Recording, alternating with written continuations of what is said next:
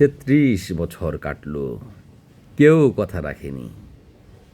ছেলেবেলায় এক বৈষ্টমী তার আগমনী গান হঠাৎ থামিয়ে বলেছিল, শুক্লা দ্বাদশীর দিন অন্তরাটুকু শুনিয়ে যাবে।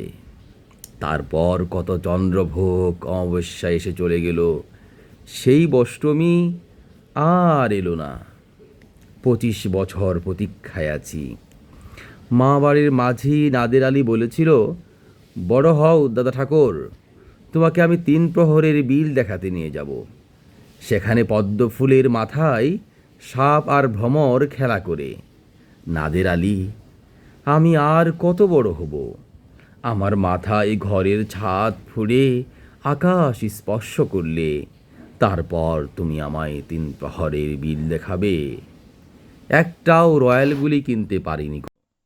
লাঠি লজেন্স দেখিয়ে দেখিয়ে চুষেছে লস্কর বাড়ির ছেলেরা।